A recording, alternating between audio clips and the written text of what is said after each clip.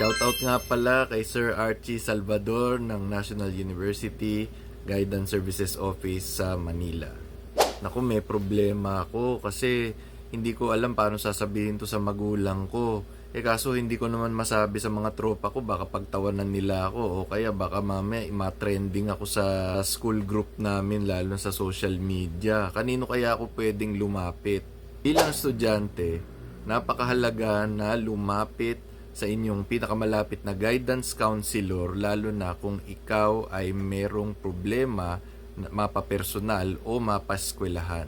Ang mga guidance counselor ay in-appoint ng mga universities at mga educational institutions para gabayan ang ating mga estudyante lalo na sa kanilang mga concerns, lalo na kung ito ay may related sa pag-aaral, sa kanilang personal na buhay, lalo na sa kung meron silang mga iniisip na may kinalaman sa kanilang future careers.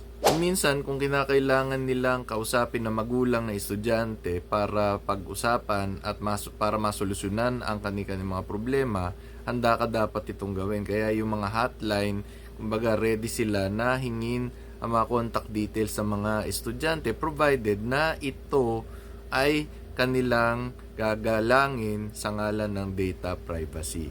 Kasama sa kanilang mga trabaho ay mag-conduct ng mga sessions na related sa ilang mga topics gaya ng pag-ibig, ng mental health, at iba-iba pang mga concerns lalo na pagdating sa kalusugan para mag-raise ng awareness sa ating mga estudyante kung ito ay isang napakaseryosong bagay. At para sa mga estudyante naman, siyempre, maigi na maging honest kapag tayo ay kukonsulta sa ating mga guidance counselor nang sa ganun ay tayo ay matulungan at mabigyan solusyon ang ating mga pinoproblema, lalo na kung ito ay masyadong seryoso.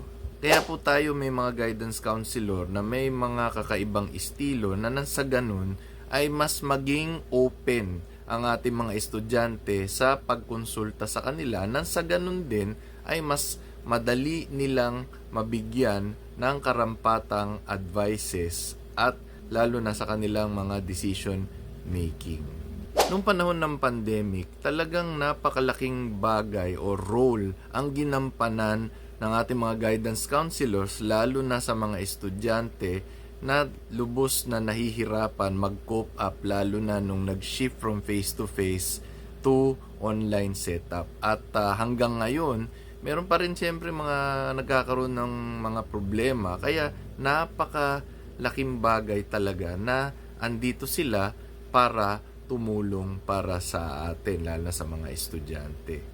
Kaya payo ko lang sa mga estudyante na sana imbis na i-rant ninyo sa inyong social media ang inyong mga problema, mas maigi na lapitan ang guidance counselor na assigned sa inyong program, sa inyong university, nang sa ganun, mas madali kayong matulungan at mas magaan ang inyong loob bandang huli. Yun lamang po. Maraming salamat.